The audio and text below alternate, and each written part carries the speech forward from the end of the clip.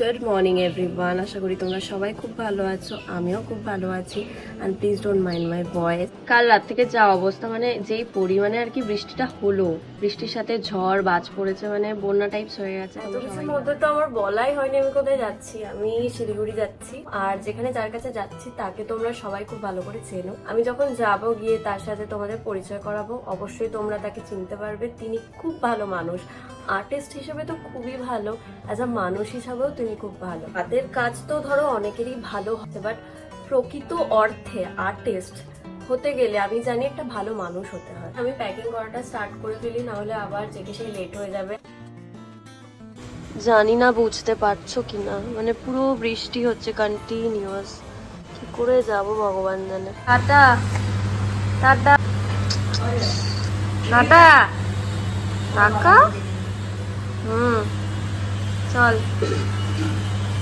আমার বাস ছিল ৮টার সময়, আর 6:30 বাজতে না বাজতেই আমি রওনা দিয়ে দিয়েছিলাম। আমার দাদা ক্যাবে যাচ্ছিল আমার সাথে। যেহেতু বাসে করে আমার ফার্স্ট টাইম এতটা লং জার্নি ছিল, তাই আমার কোনো বেশি নলেজও ছিল না বাসের ব্যাপারে। তো তার জন্যই দাদা গেছিল আমার সাথে বাস স্ট্যান্ড অবধি আমাকে বাসে তুলে দেওয়ার জন্য। আর আমাদের স্টপেজ ছিল হচ্ছে মধ্যমগ্রামে। যদিও আমার ফোনে নোটিফিকেশন আগেই চলে এসেছিল যে বাসটা ঢুকতে স্টপেজে অনেকটা লেট করবে, কারণ রাস্তাঘাটের অবস্থা খুব একটা ভালো ছিল না। বৃষ্টি ঝড়ের কারণে রাস্তাঘাটের অবস্থা খুব খারাপ হয়ে গেছিল।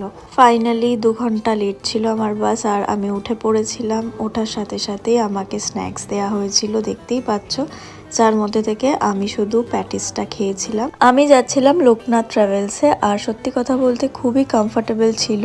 সব থেকে বড় কথা, খুব নিট অ্যান্ড ক্লিন ছিল। এখন আমাদের বাসটা দাঁড়িয়েছে একটা ধাবার সামনে। সবাই অ্যাকচুয়ালি ডিনার করছে। এখন বাজে 12:30। যেহেতু আমি অলরেডি খেয়ে বেরিয়েছিলাম আর কিছু স্ন্যাক্স অলরেডি ব্যাগে আছে, তো আমি আর বাইরে গেলাম না। ধাবার কাছে বাসটা দাঁড়ানোর সময় সবাই যথারীতি ডিনার করতে নেমে গেছিল, কিন্তু আমি তো নামিনি। তো সেই টাইমটা আমি বাড়িতে মায়ের সাথে ফোনে কথা বলছিলাম। আমি যেখানেই যাই না কেন আগাগোড়াই মা বড্ড বেশি টেনশন। যাই হোক, তারপরে ঘুমিয়ে পড়লাম। পরের দিন সকালটা খুব সুন্দরভাবে শুরু হয়, আর এখানে ব্রেকফাস্টের জন্য একটা ধাবায় দাঁড়িয়েছিল আমাদের বাসটা। তো নর্থ বেঙ্গল পৌঁছেই একটা জিনিস রিয়েলাইজ করলাম যে কলকাতার থেকেও বেশি টেম্পারেচার ছিল নর্থ বেঙ্গলে। আর দেখতেই পাচ্ছ বাইরে সবাই চা টা খাচ্ছিল সকালবেলায়। আর তারপরেই আমি বুক করেছিলাম উবের টোটো। ড্রপ লোকেশন দিয়েছিলাম এক্স্যাক্টলি যেখানে আমার পিজিটা ছিল। তো ফাইনালি পৌঁছালাম। পৌঁছে আমার হাতে সময় ছিল না, বিকজ পৌঁছেই আমাকে বেরিয়ে পড়তে হতো শ্যুটের জন্য। আর ওয়েদারটা তো দেখে বুঝতেই পারছো কতটা গরম ছিল। ফাইনালি আমি এখন যাচ্ছি স্টুডিওতে, মানে যেই কাজটা করতে অ্যাকচুয়ালি শিলিগুড়িতে আসা, তো সেখানেই যাচ্ছি। তো ফাইনালি আমি পৌঁছে গেছি। তো তোমরা দেখতেই পেলে কার কাছে আমরা এসেছি, মোনালিসা দি। আর এটা ছিল আমার ফার্স্ট ডে লুক। যাই হোক, আমার হাতে আর বেশি সময় নেই, আমাকে এক্ষুনি বেরিয়ে যেতে হচ্ছে, বিকজ আজকে শ্যুটটা আমাদের একটা লোকেশনে আছে, মন্টানা ভিস্তা শিলিগুড়ির। আবার আমার বাস আছে আজকে 8টার সময়। তো it's a very hectic day, তাড়াতাড়ি যেতে হবে, অলরেডি আমি লেট। ফাইনালি হচ্ছি সিঁড়ি দিয়ে, মানে আমি এক্সপেক্ট করতে পারিনি শিলিগুড়িতে এত গরম হবে। আমার আগে অলরেডি একজন মডেল মেকআপের জন্য বসে গেছিল, আর আমি ছিলাম সেদিনকার সেকেন্ড মডেল। কিছুক্ষণ রেস্ট করে নেওয়ার পরে আমি বসে পড়েছিলাম মেকআপে। স্কিন প্রেপ তো হয়ে গেছিল। বেস হয়ে যাওয়ার পর অন্যদিকে আমার হেয়ারটা ওরা স্টার্ট করে দিয়েছিল, আর অন্যদিকে তো মোনালিসা দি আমার মাথায় লাগানোর জন্য পদ্ম ফুলগুলো ফোটাচ্ছিল। তারপরেই চলে এলো লাঞ্চ। আমি আর আমার কো মডেল লাঞ্চ করতে বসে পড়েছিলাম। ফাইনালি রেডি হয়ে বেরিয়ে পড়লাম। তো আমরা সবাই মিলে গাড়ি করে বেরিয়ে পড়েছিলাম আমাদের লোকেশনের দিকে, মন্টানা ভিস্তা।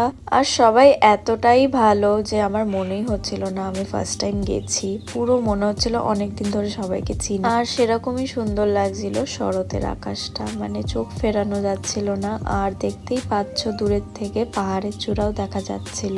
ফাইনালি গাড়িতে অনেক মজা করার পরে আমরা আমাদের লোকেশনে পৌঁছে গেলাম। কাঁদছিলি কেন গাড়ির মধ্যে? তুই মারলে যা আমাকে। কি মিথ্যে বাতি।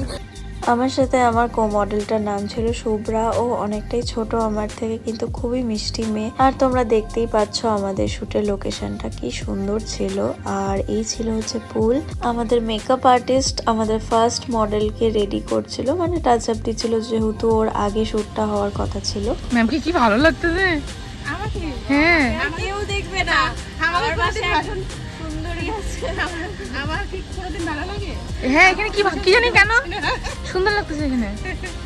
মেকআপ ছাড়া দেখ দেখ মেঘা দেখ মেকআপ করতে না? হয় সুন্দর হওয়ার জন্য। মেঘাকে দেখালাম যে দেখো আবার দেখো, আবার আসবে।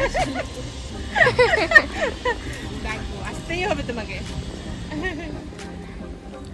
তো ফটোগ্রাফার আমাদের ডুয়েট শটস গুলো নিয়ে নিল, আর তারপরে আমাদের হয়ে গেল প্যাকআপ।